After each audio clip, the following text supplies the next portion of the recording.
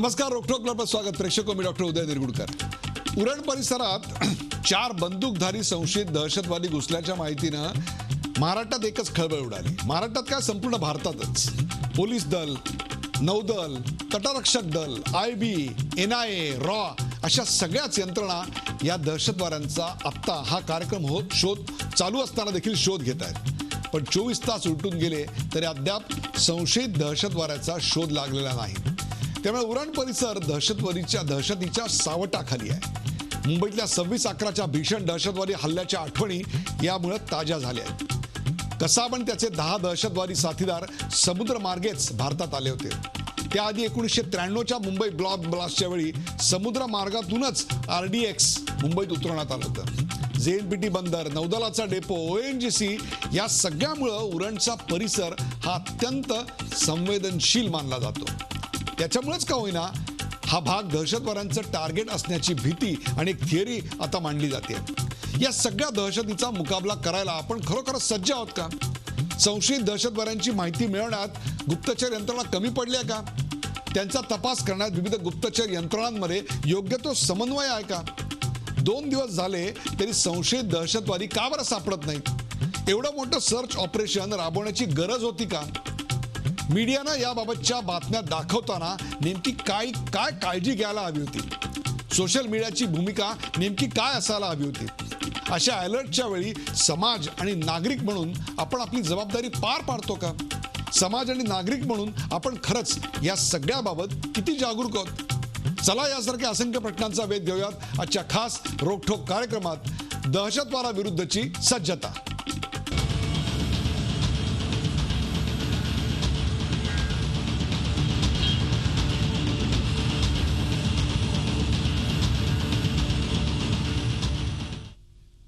दहशतवादाविरुद्धची सज्जता. सुरुवातीला पाहूया या विषयावरचा एक खास रिपोर्ट.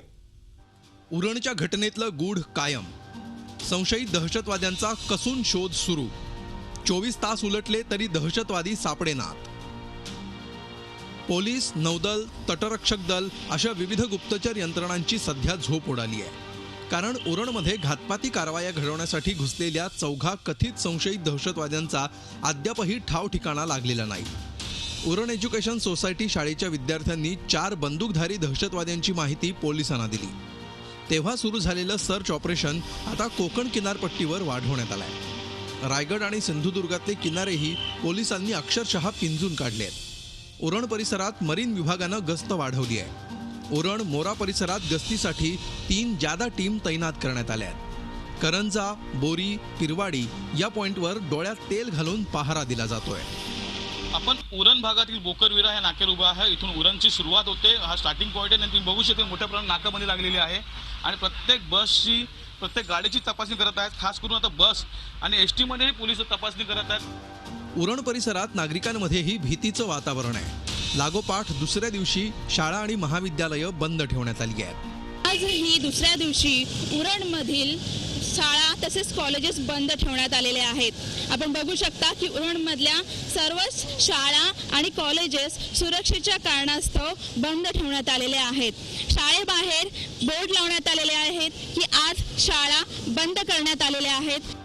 उरणच्या ज्या भागात संशयित दिसले तिथून अवघ्या 3 किलोमीटरवर करंजा गाव आहे. अनेक पॅसेंजर बोटी या किनाऱ्यावरून अलिबागच्या दिशेनं जातात. मात्र मंगळवारच्या अलर्ट नंतर इथं साधी सुरक्षा व्यवस्थाही तैनात केलेली नाही. मच्छीमार असल्यानंतर आम्हाला सिक्युरिटीची नेहमी गरज आहे. पोलीस चौकी कालावधापासून बंद आहे.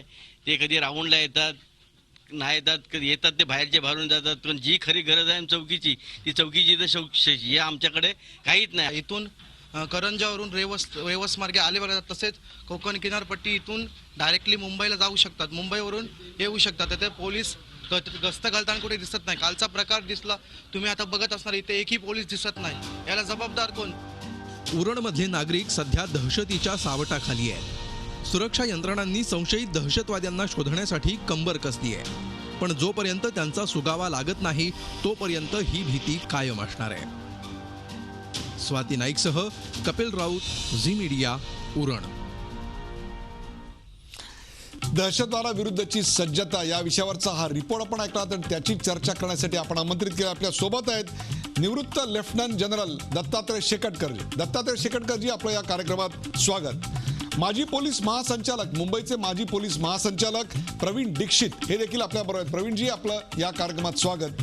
माजी पोलीस महानिरीक्षक सुधाकर सुराडकर हे देखील आपल्याबरोबर आहेत। सुधाकरजी, आपलं या कार्यक्रमात स्वागत। आणि राकेश त्रिवेदी हे माझे सहकारी आहेत। गेले अनेक वर्ष मुंबईचं गुन्हेगारी जगात दहशतवादी कारवाया यांचा त्यांचा अत्यंत जवळून असा अभ्यास आहे। किंबहुना उरणमध्ये प्रकरण घडल्यापासून ते त्या भागाची कसून छाननी करत होते। शेकडो लोकांची त्यांनी चर्चा केली आहे, त्यांनाही मी आज आमंत्रित केलंय। राकेश, आपका भी स्वागत। राकेश, तुमच्यापासून सुरुवात करूया। आत्ता हा कार्यक्रम आपण लोकांसमोर देत असताना काय या क्षणाची लेटेस्ट इन्फॉर्मेशन आहे, अपडेट काय आता या क्षणाचं? देखिए, सबसे लेटेस्ट अपडेट ये है कि अब तक 30 घंटे लगभग बीत चुके हैं, लेकिन इसके बावजूद किसी भी संदिग्ध का कोई पता नहीं चल पाया है। अभी भी तलाश जारी है। आज जो है कई सारे ऑफिसर्स से हमारी बातचीत हुई, ऑफ रिकॉर्ड बातचीत हुई। सबका ये कहना है, सबसे मेजर फैक्ट ये सामने आया कि जो बच्चों ने जो भी डिटेल दी हैं उसमें कई सारी जो है डिस्क्रिपेंसीज सामने आई हैं। अब तक जो फैक्ट्स हैं, बहुत सारे अलग अलग फैक्ट्स अलग अलग मीडिया के जरिए लोगों तक आए, लेकिन जो सबसे ताज़ा और जो सबसे सही फैक्ट्स हैं वो सबसे पहले मैं सामने रखना चाहूँगा। 2 बच्चों ने संदिग्धों को देखा है, एक लड़का है एक लड़की है। लड़की का कहना है कि उसने 4 लोगों को देखा है, बिना मास्क पहने हुए देखा है और पठानी कपड़ों में देखा है। इसके ठीक दूसरी तरफ लड़के का कहना है कि उसने 2 लोगों को देखा हुआ है। दोनों ने ही अलग अलग वक्त में देखा है। इन दोनों ही बच्चों को ये नहीं पता कि उनके पास जो बैग थे उसमें वाकई में हथियार थे भी या नहीं थे। इसको लेके भी जो एजेंसीज हैं वो काफ़ी डाउटफुल हैं।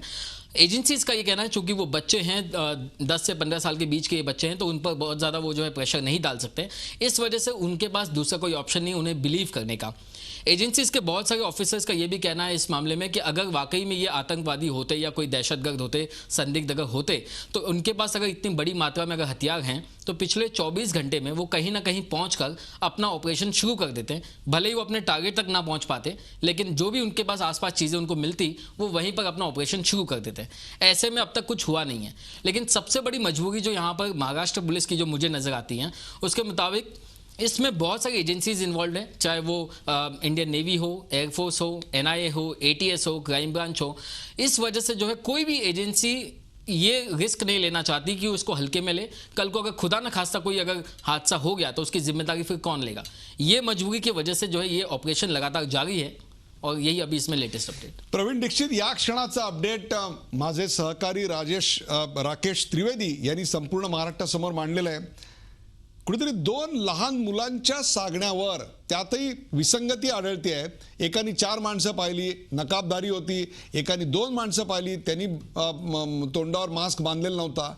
एक प्रकारे कुठेतरी 2 छोट्या मुलांच्या सांगण्यावरून इतक्या मोठ्या प्रमाणावर सर्च ऑपरेशन यापूर्वी आपण कधी असं पाहिलं होतं का?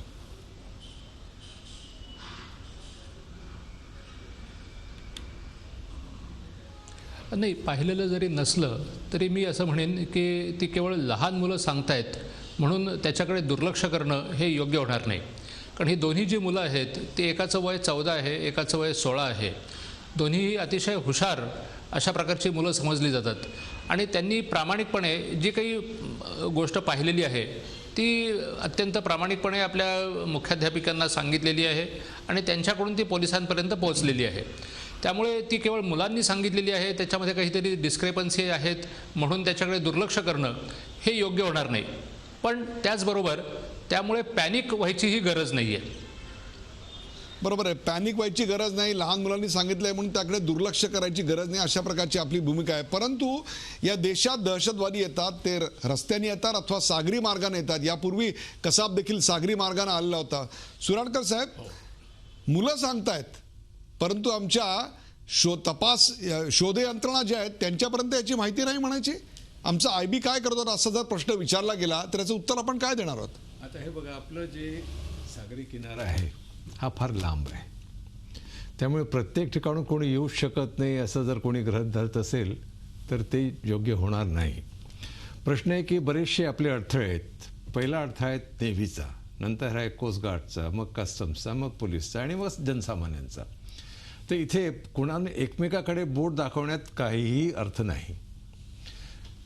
आपल्याला भर जो पाहिजे की पहिली गोष्ट तर ते यायला नको आणि समजा चुकून आले तर लगेच पकडले गेले पाहिजे। तर हे तेव्हाच शक्य आहे की आपण एकमेकाकडे बोट न दाखवता संपूर्ण सर्वांनी सहकार्य केलं पाहिजे. याकरता सर्वांच्या प्रशिक्षणाची गरज आहे. सुरटकर साहेब, मी तुम्हाला थांबवून अशा करता विचारतोय की 26/11 सारखा एक प्रचंड मोठं हल्ला झाला, त्याच्यानंतर आम्ही काही शिकलेलो नाही आहोत. आमच्या तपास यंत्रणा, आमच्या शोध यंत्रणा, आमचा IB हे सशक्त नाही आहे का की ज्यांना चप्पे चप्पे पे नजर लम्हे लम्हे की खबर असं म्हणतात, तशी आमची अवस्था नाही अजूनही. आम्हाला कळत नाहीये कोण येतं आमच्याकडे, कोण जातंय. एक लक्षात घ्या, सुधारणा झालेली आहे. 26/11ला जी परिस्थिती होती ती आज नाही आहे. सर्वांनाच योग्य साधन सामुग्री देण्यात आलेली आहे, प्रशिक्षण पण देण्यात आलेलं आहे. पण काय होतं ना की कुठेतरी ताळमेळ कमी पडतो. जसं आता बोट दिले पण तुमच्याकडे ड्रायव्हरच नाही आहे, तर त्यांचं रिपेअर करण्याची सोय नाही आहे. अनेक ठिकाणी मी पाहिलं की बोट दिल्या पण त्याला चालवणारं इंधन जे आहे ते इंधनच दिलेलं नाही, डिझेलच दिलेलं नाही. त्यानंतर तुमच्याकडे समुद्रात पोहू शकतील असे कॉन्स्टेबल्स नाही आहेत, सिकनेस होतं, बाहेर जातं. म्हणजे जे कुठे काय आहे ना की ही सुधारणा ज्या सिरियसली घ्यायला पाहिजे. कारण काही प्रसंग घडला की आपण खडबडून जागे होतो आणि मग लगेच पाहिजे हे द्या ते द्या सर्व करणं होतं. पण दीर्घकालीन अशी योजना असायलाच पाहिजे. कारण जोपर्यंत आपली दीर्घकालीन योजना होणार नाही आणि सस्टेन्ड एफर्ट्स हे फार आहे. कारण eternal vigilance has to be there. असं नाही की तुम्ही आता होईल तेव्हा जागे व्हाल, नेहमीच जागते असायला पाहिजे. कसाबचा हल्ला झाला त्याला आता जवळपास 6-7 वर्षाचा काळ उठून गेला, परंतु तरी त्यातूनही अजूनही आपण दीर्घ पल्ल्याची योजना करतोय. हे किती वर्ष ऐकत राहणार आहोत. आता काय झालं ना की आपल्याकडे एक तर लगेच शिक्षा पण होत नाहीत. काम चुकार करणं काय आहे, आता एक पद्धत झाली आहे लोकांमध्ये. जबाबदारी टाळायची असेल तर सिक रिपोर्ट करायचं, डॉक्टरला पैसे द्यायचे, सर्टिफिकेट आणायचे. तर आज आपण प्रत्येकाची कर्तव्य योग्य प्रकारे करण्यापासून कसं बचाव करायचा, कसं पळायचं इकडे जास्त सुरू झालेलं आहे. आता पोलिसांचंच मी सांगतो, निर्णय घेत नाहीत ते एक झालेलं आहे. आणि निर्णय घेत नाही. आता मी होतो ठाणे रेंजलाच होतो, माझा अनुभव सांगतो त्यावेळेस. कारण तिन्ही लोक होते, एकत्र काम करत होते, नेव्ही होती, कस्टम्स होते. तुम्ही 93च्या बॉम्ब बद्दल सांगताय. हां, त्यावेळेस मी त्याच एरियात होतो. तर आम्हाला जी काही साधन सामुग्री दिली होती कुचकामी होती. म्हणजे आम्ही काय धरलं त्या काळात, तर एक डिंगी असते ना त्यात दारू नेणारे लोक पकडले. 2 संशयास्पद बोटी जे दिसल्यात त्यांना पाठलाग आम्ही करू शकलो नाही. तर तुम्ही जे काही साधन सामुग्री बोगीच म्हणजे लोकांना दाखवण्याकरता आम्ही इतकी माणसं लावली, हे दिलं ते दिलं, हे दाखवण्यापेक्षा तुम्ही योग्य साधन सामुग्री. डहाणूला नेव्हीच्या अधिकाऱ्यानं आणि जवानांनी दारू पिऊन जवानांनीच त्याच्या अधिकाऱ्याला ठोकलं. रत्नागिरीला सिनेमाचं तिकीट घ्यायला नेव्हीवाले गेले तर गावकऱ्याचं नेव्हीवाल्यांमध्ये भांडणं झालीत. कारण ते म्हणत पोलिसांना कसं देता आम्हालाही द्या. तर यातून जे बरेचसे इतर प्रश्नही निर्माण होतात. कारण मी तर नेव्ही किंवा आर्म फोर्सेसचा सिव्हिल डिस्टर्बन्ससाठी वापर करण्याच्या विरोधात आहे. ते काम पोलिसांचं आणि त्यांनीच योग्य प्रकारे केलं पाहिजे. तर हे जे लहान सहान प्रश्न वाटतात, परंतु या केसमध्ये मात्र नौदलाला खूप मोठ्या प्रमाणात पाचारण करण्यात आलं होतं. नौदलाच्या हेलिकॉप्टर्सनी गस्ती घातल्याचंही आपल्याला दिसलं, किंवा नौदलाच्या अधिकाऱ्यांचा ह्याच्यात प्रचंड मोठा सहभाग होता. सैन्य दलाला सूचना देण्यात आल्या होत्या. शेकटकर साहेब, काय सांगाल तुम्ही की अशा प्रकारची एखादी टिप मिळाली, अशा प्रकारच्या एखाद्या गोष्टीचा सुगावा लागला, अशा प्रकारे एखादे दहशतवादी घुसले असा संशय आला तर उठसूट आपल्याकडे आर्म फोर्सेसना बोलावलं जात आहे का? अशा प्रकारची टीप मिळते तेव्हा आर्म फोर्सेसचा रोल नेमका काय असतो?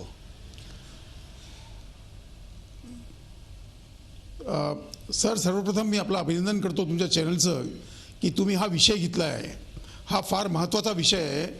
And the day we realise the importance of prevention we will have half our problem solved. 2006 पासून मी स्वतः माझ्या सिग्नेचर खाली 8-10 महाराष्ट्र शासनाला लिखित दिलेलं आहे की तुम्ही मेहरबानी करून समुद्रकाठापासून सावध राहा.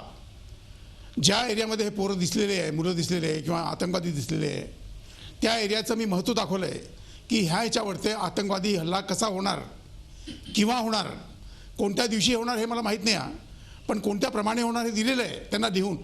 पण आपल्याकडे unfortunately as a nation, sir, we are not prepared to fight a terrorism war. Let us be honest about it. Unless we are prepared mentally, physically you can never be prepared.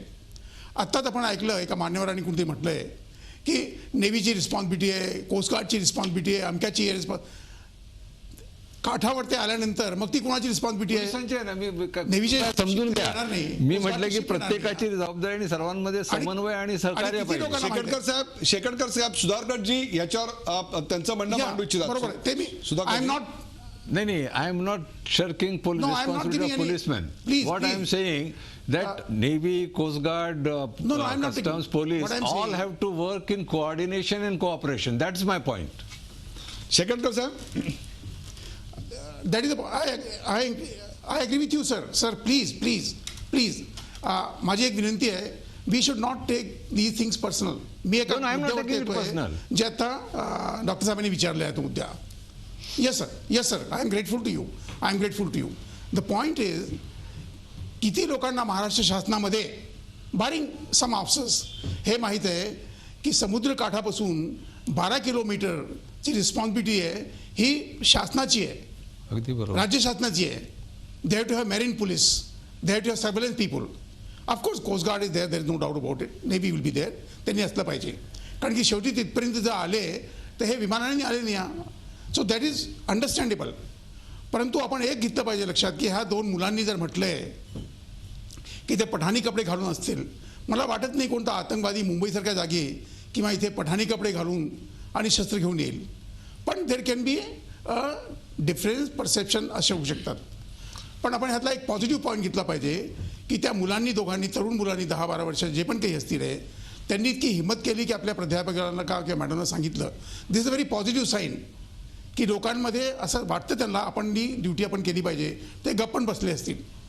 हे पण संभव आहे की मुद्दामून असे 2-4 लोक त्यांनी पाठवले असतील. आपल्याच मला तुम्ही जे पाहिला की लोकांचं रिएक्शन काय आहे. शेकटकर साहेब, तुम्ही त्या मुलांचं जे कौतुक करताय त्याच वेळा कुठेतरी दीक्षित साहेब आपण ओव्हर रिॲक्ट केलं का?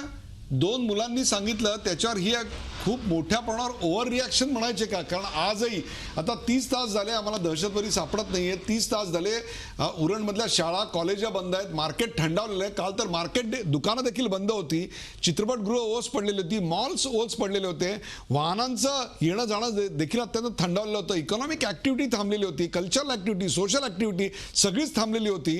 कुठेतरी आम्ही ओव्हर रिॲक्शन केली, कारण आकाशात हेलिकॉप्टर्स घरघर फिरत आहेत, जागोजागी पोलीस वाढत आहेत. आपण ओव्हर रिॲक्ट केला?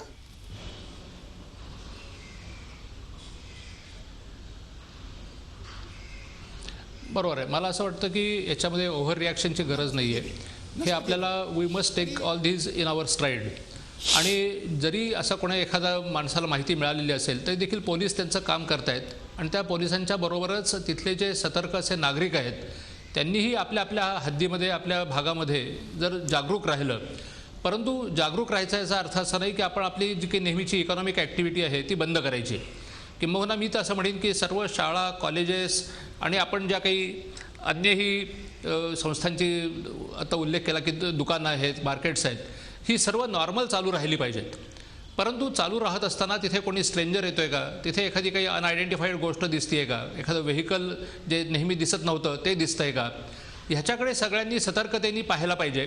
आणि ताबडतोब त्याच्याबद्दल जागरूक नागरिक म्हणून आपली जी जबाबदारी आहे ती पार पाडायला पाहिजे. त्याला बंद ठेवणं आणि आपलं काही काम न करणं किंवा शाळांना कॉलेजेसना सुट्टी देणं हा त्याला उपाय नाही आहे. दीक्षित साहेब, शाळा आणि कॉलेजांना सुट्टी काय शाळाच्या व्यवस्थापनांनी स्वतःच्या मर्जीने दिलेली नाही, त्यांना तशी सूचना अथवा भीती वाटली म्हणूनच त्यांनी ती दिलेली आहे. म्हणजे हे एक प्रकारे प्रशासनाचं आणि पोलिसांचं अपयश म्हणायचं का की इकॉनॉमिक ॲक्टिव्हिटी थंडावते, एज्युकेशन ॲक्टिव्हिटी थंडावते, शहर ठप्प होतं आहे. हे कुठेतरी पोलीस थांबवू शकले असते आणि त्यांचं कोम्बिंग ऑपरेशन तरी देखील करू शकले असते. काय सांगाल आपण?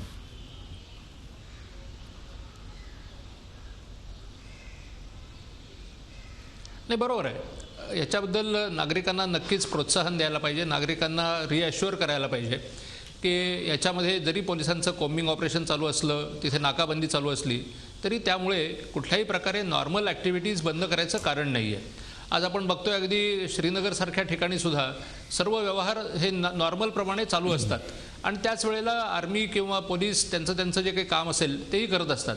तर तशा प्रकारची सवय आपल्यासुद्धा गावामध्ये, तर उरण असेल किंवा आणखीन अन्य कुठले भाग असतील त्या ठिकाणी आपण लावून घेतली पाहिजे आणि आपलं काम जागरूकपणे करणं, पोलिसांना त्यांचं काम करून देणं आणि जर काही आपल्याजवळ काही माहिती असेल तर ती ताबडतोब पोलिसांना शेअर करणं ही आपली जबाबदारी आहे. सुराडकर साहेब, एकीकडे उरीमध्ये काय झालं ते आपण पाहिलं, त्यामुळे दहशतवादी हल्ला याचा धसका या देशानं भरपूर घेतलेला आहे. बरोबर आहे. त्याचबरोबर 50-60 दिवस झाले आपण काश्मीर, 70 दिवस झाले आपण काश्मीर बंद आहे पाहतोय. उरणसारखं ठिकाण आहे ते अतिशय संवेदनशील आहे. बाजूला ONGC आहे, INS करंजा आहे, सगळ्याच ऍक्टिव्हिटीज त्या बाजूला आहेत. समुद्र किनारा आहे, समुद्र किनारा अलिबाग आणि तिथून थेट मुंबईला आपल्याला जाता येत आहे. हे सगळं असताना कुठेतरी अधिक जास्त सावधानता बाळगायला पाहिजे होती. आम्ही प्रिव्हेन्शन केलं नाही तर आम्ही त्याच्यानंतर क्युअर करायला गेलो आणि त्या क्युअरमध्ये आम्ही शहरच बंद केलं की जी एक प्रचंड मोठ्या प्रमाणावर ओव्हर रिॲक्शन होती आणि असा पायंडा पडता कामा नये असं वाटतं आपल्याला. अगदी बरोबर आहे. कारण काय की यांनी पॅनिक झाल्यानंतर जर कोणाला उगीच एखाद्या निरपराधी माणसाला संशयात जीवे ठार मारलं तरी मला आश्चर्य वाटणार नाही. अशा घटना घडलेल्या आहेत. मी आता हे म्हणतो ते नाही.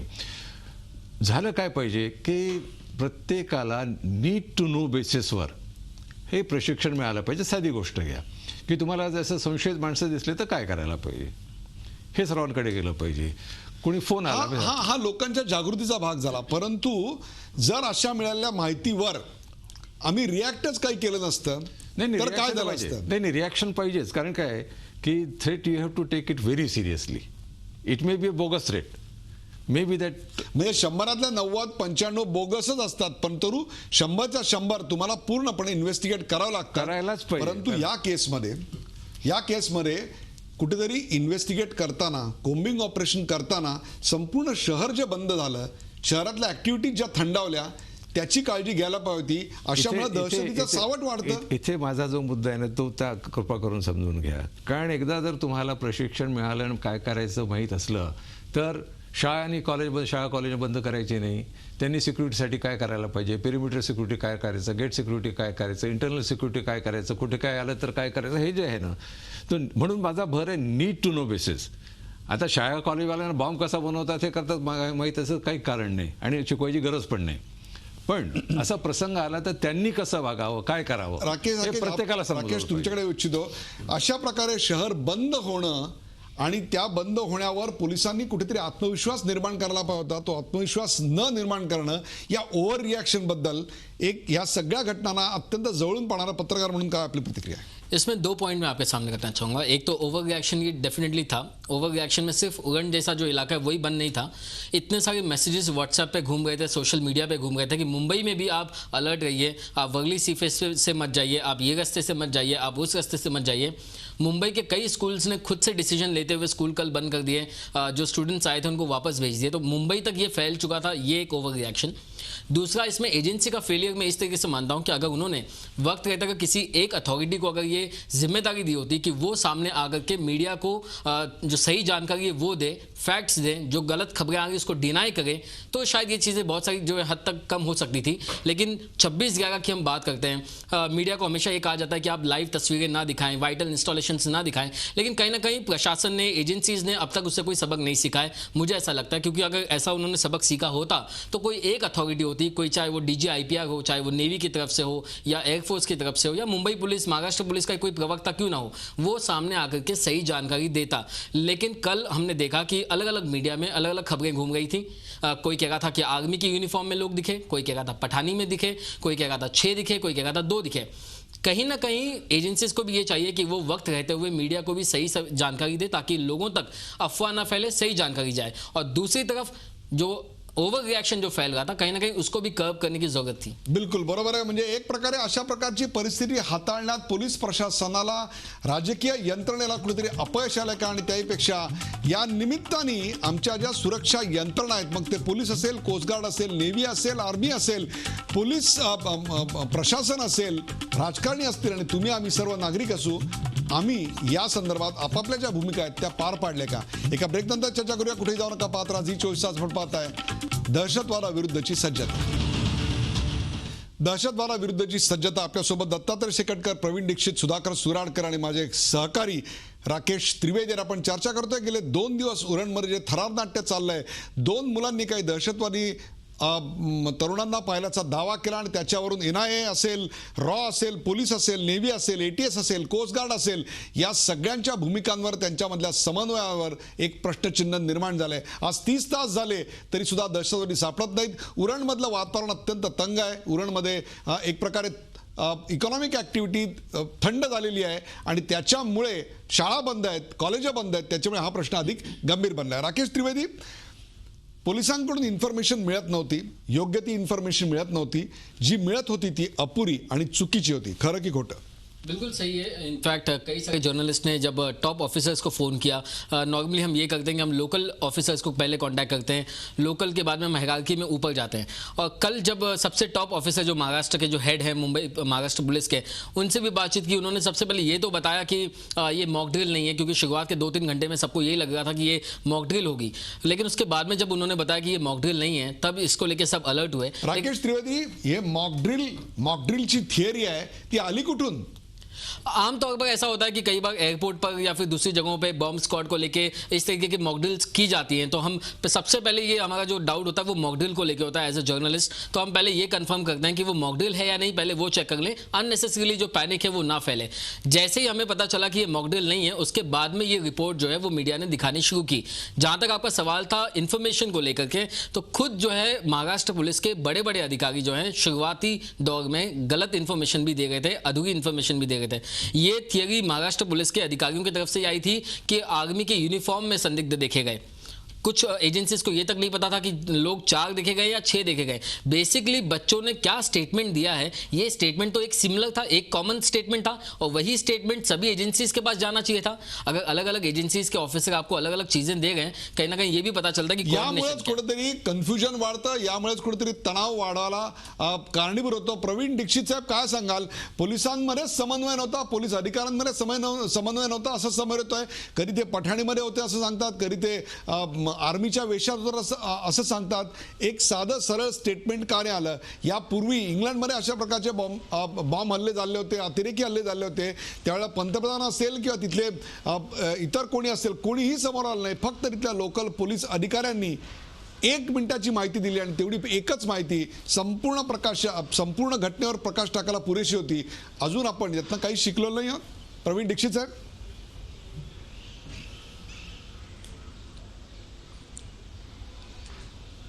नाही, माझं याच्याबद्दल आपल्याबद्दल पूर्ण 100% सहमत आहे.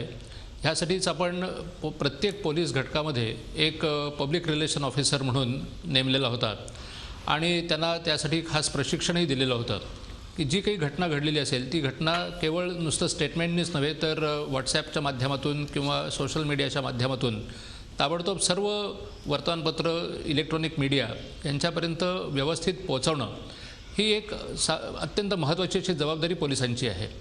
आणि ह्या देखील घटनेच्या नंतर माझी अपेक्षा अशी होती की तिथलेच जे स्थानिक ACP असतील किंवा DCP असतील त्यांच्याच लेव्हलला हे अशा प्रकारचं क्लॅरिफिकेशन, जसं त्रिवेदी साहेबांनी सांगितलं त्याप्रमाणे जर इश्यू झालं असतं तर हा पुढचा जो काही गोंधळ अनेकांच्या मनामध्ये निर्माण झाला हा झाला नसता.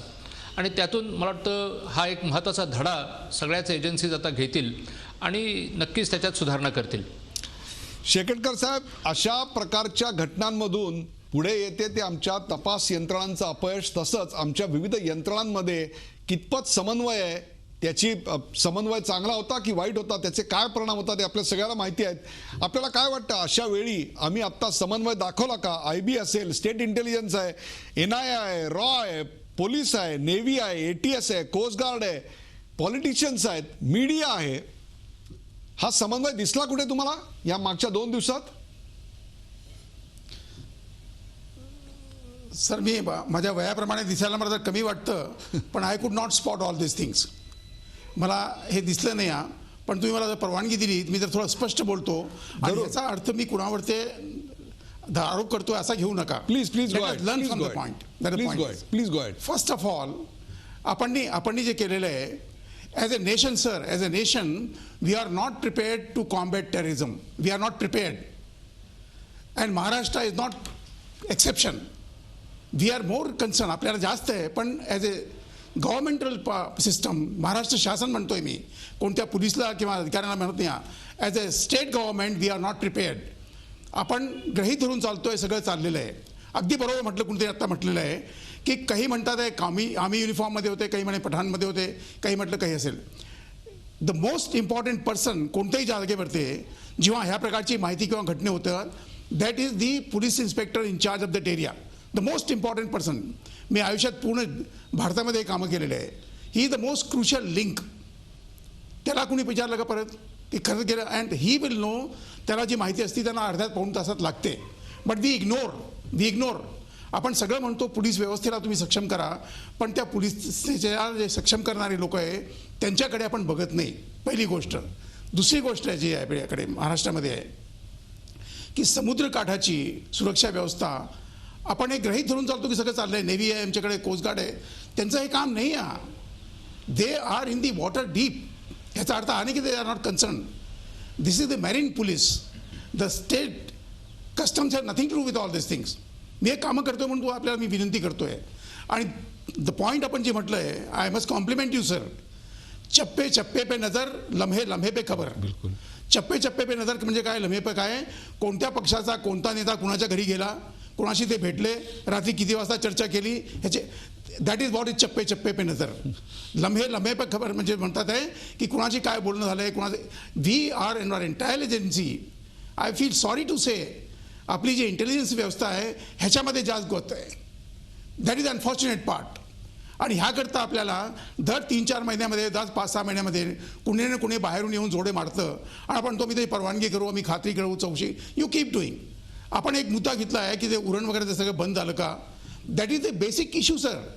दी basic principle, this 4th generation warfare is disturb the normal life. Don't allow the people to be in peace. Create fear सायकोसिक. हे त्यांचे मूलभूत आधार सिद्धांत आहे. किती लोकांनी वाचले आहे, किती लोकांनी त्यावरती अभ्यास केला आहे. बरोबर आहे की 2 माणसं तुम्ही पाठा आणि सगळे 500-600 सगळे व्यवस्थापन आहे सगळे बंद करून टाका तुम्ही. They are achieving their aim. We can fool ourselves की वी आर सेफ. थर्डली आपण सगळे म्हणतोय की वी आर सेफर. अमेरिका पण तेच म्हणतोय we are safer today. I tell them you may be safer but you are not safe. 26/11च्या नंतर आपण काय घेतलं, शिकलंय त्याला. येणाऱ्या काळामध्ये sir, the terrorist who want to hit Bombay, त्याला समुद्र काठावरती यायची आवश्यकताच नाही पडणार आहे. आणि ही मी गोष्ट 2009 पासून लेखी दिलेली आहे. 5 मंत्र्यांकडे दिलेली आहे लेखी की आतंकवाद्यांना समुद्री काठावरती यायची आवश्यकता नाही आहे. They will hit you hard. They will hit you so hard की तुम्हाला शोधायला 2 दिवस लागतील आहे. And this is what is happen. My last point ह्याच्यामध्ये आपल्या for your kind consideration is, भारतामध्ये everybody is saying we are combating terrorism. We are all fighting terrorism. When everybody is combating terrorism, you take it from me, with whatever is my worth, nobody is combating terrorism.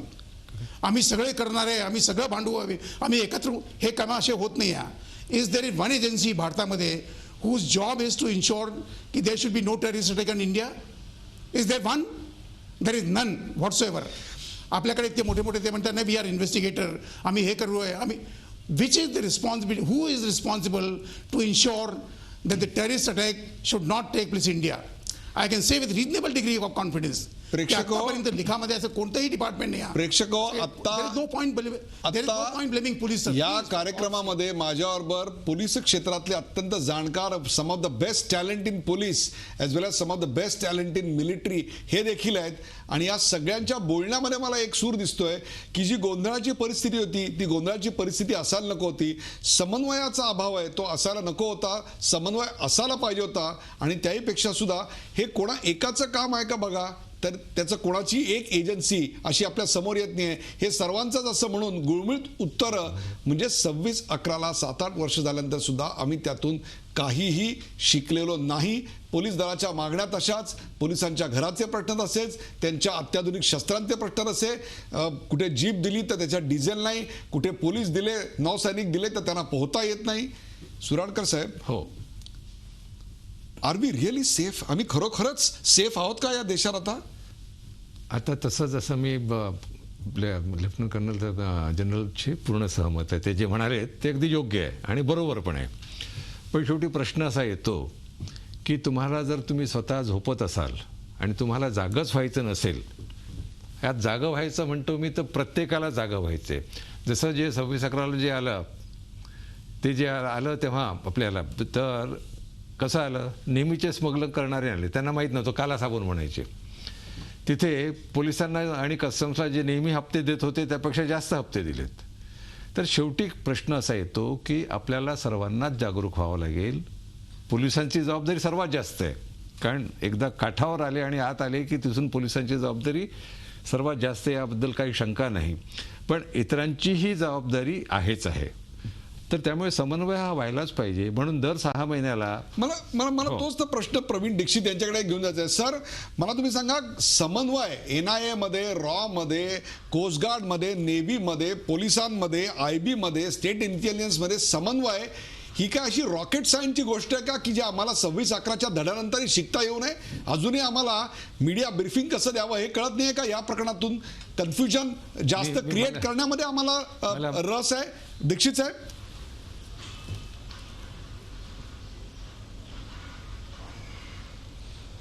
नाही, त्याच्यामध्ये असं आहे की समन्वय आता मी असं म्हणेन की नक्कीच अतिशय उत्कृष्ट आहे.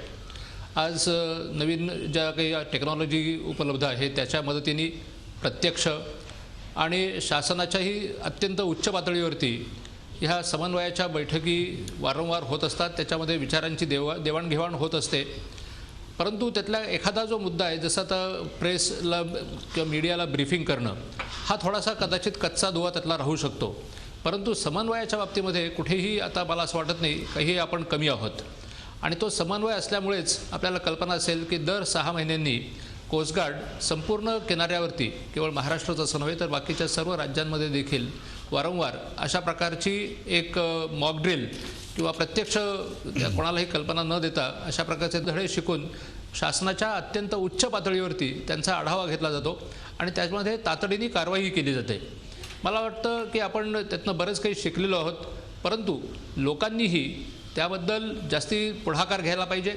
नंबर 2, जसं आपल्याला मागे कल्पना दिलेली होती की पोलीस मित्र हे आपण सर्व ठिकाणी जसे राबवलेले आहेत तसे सागरी पोलीस मित्र देखील आपल्याकडे मोठ्या प्रमाणामध्ये आहेत आणि तेही अतिशय उत्कृष्ट रीतीने आज अनेक भागांमध्ये चांगलं काम करत आहेत. उरण भागामध्ये सुद्धा आपले पोलीस मित्र आहेत की ज्यांच्या मदतीने आपण जरी तिथे असं वाटलं की प्रत्येक ठिकाणी बुवा खाकी कपड्यातलेच पोलीस नाही आहेत, तरी तसं नाही आहे.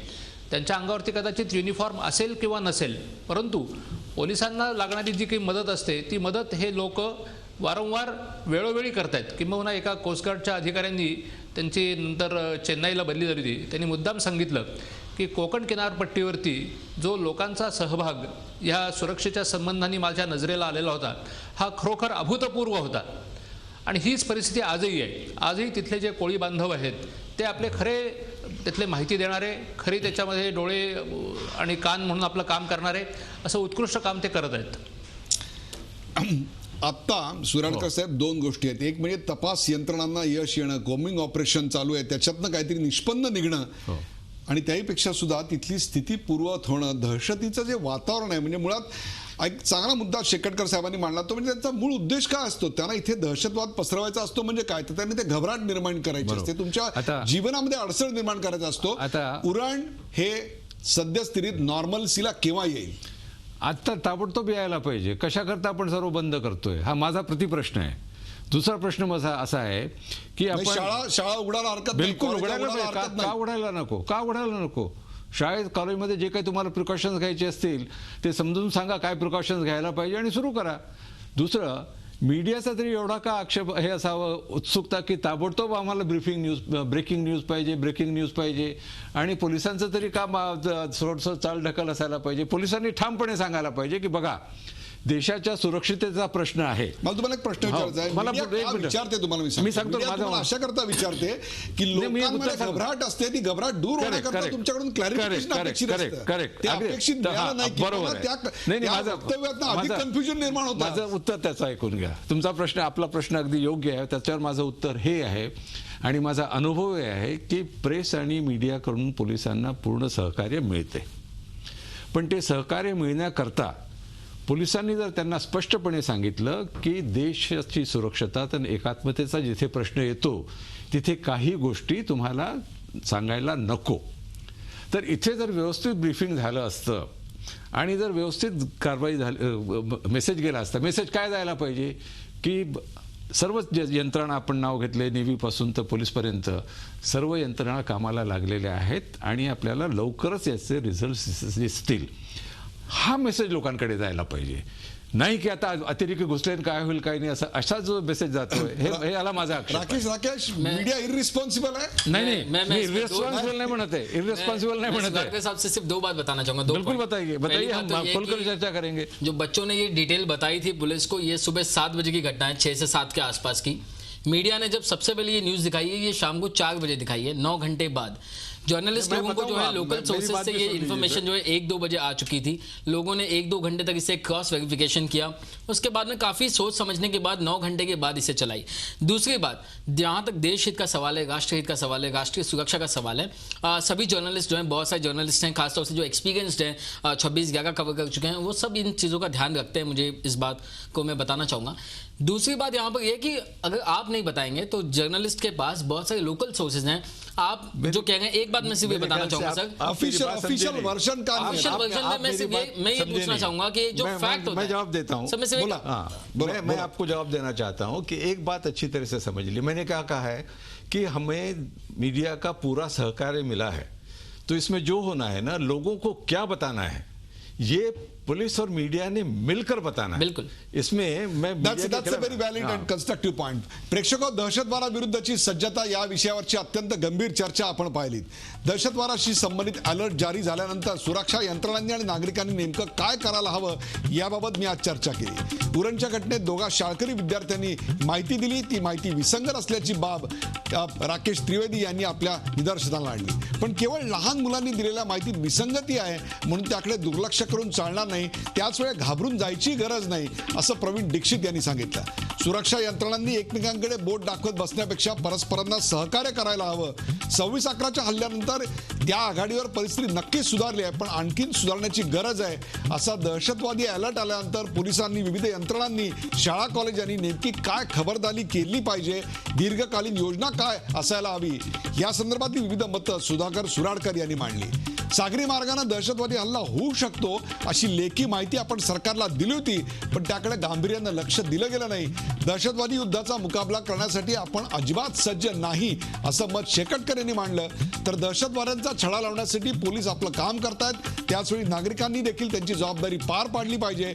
शाळा, कॉलेज, दुकानं, बाजारपेठा असे सर्व दैनंदिन व्यवहार सुरळीत सुरू राहिले पाहिजेत याकडे दीक्षित यांनी लक्ष वेधलं. पोलीस मित्रचाही उल्लेख त्यांनी आवर्जून केला. प्रेक्षको, दहशतवादाचा मुकाबला करण्यासाठी आपण खरंच किती सज्ज आहोत हा मोठा सवाल आहे. संशयित दहशतवाद्यांची माहिती विद्यार्थ्यांनी द्यावी हे सजग नागरिक असल्याचं लक्षण निश्चित मानायला हवं.